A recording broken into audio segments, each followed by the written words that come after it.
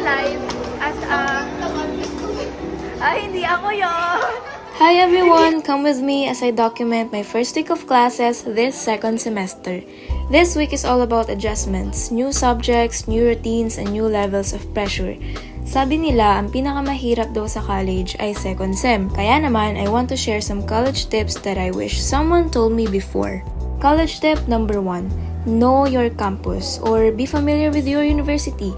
Know where everything is, kung saan yung buildings, saan yung classrooms, building A, building B, at kung paano pumunta sa mga places na madalas mong kailanganin. Importante rin na alam mo kung saan magpiprint, saan bibili ng supplies, saan yung canteen, at saan yung bookstore. Mas madali ang college life mo kapag kabisado mo yung environment mo. That way, hindi ka na mag-aaksaya ng oras kakahanap kung nasaan yung room mo o kung saan ka ba dapat pumunta. Less stress, mas prepared. College tip number 2, know your course before day 1. Ngayon na enrolled ka na at alam mo na yung course mo, try to research about it even before the first day. Alamin mo kung ano talaga yung course na pinasok mo. For example, if special education, alamin mo kung anong students ang kinikater nito and ano yung role mo as a future teacher. Malaking help yun kasi pagdating ng first day, may background ka na. Most professors ask this every semester. Why did you choose this course? Why are you in this path? So, be prepared. Hindi para magpa-impress, pero para mas kilala mo rin yung sarili mo at yung purpose mo. And of course, be ready sa introduce yourself kasi laging meron yan.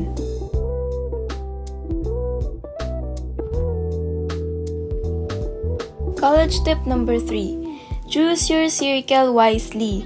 Be with people na masisipag and goal-oriented. Yung may pangarap at may drive, diba? Hindi naman kailangan competitive kayo sa isa't isa. We're not here to compete. We're here to grow together.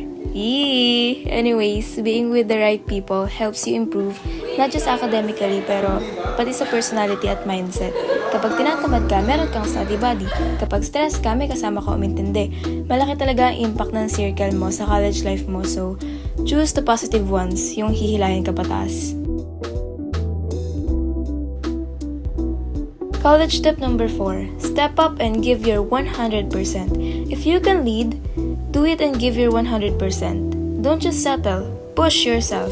Being a leader teaches you so much. You learn how to be techy, use school files and drives, and organize things better. You also get to build relationships with your professors, their trust, their contacts, and their guidance. It also gives you plus points academically, but more than that, it builds your personality, confidence, and skills you'll use long after college. So, whenever you have the chance, push yourself, participate, and do your best.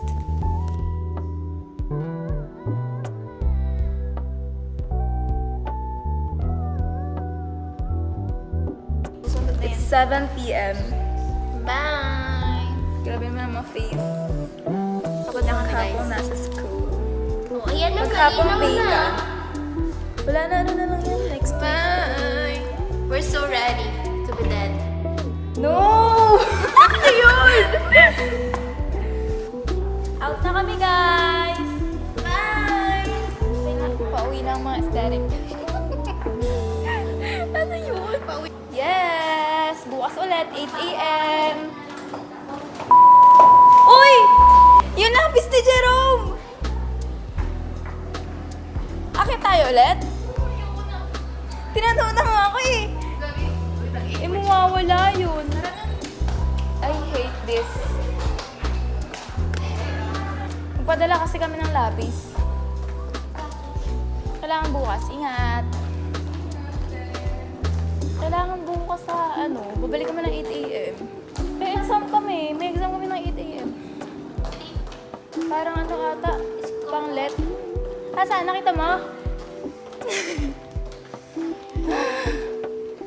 What if pag-horror? Nagigigil ako.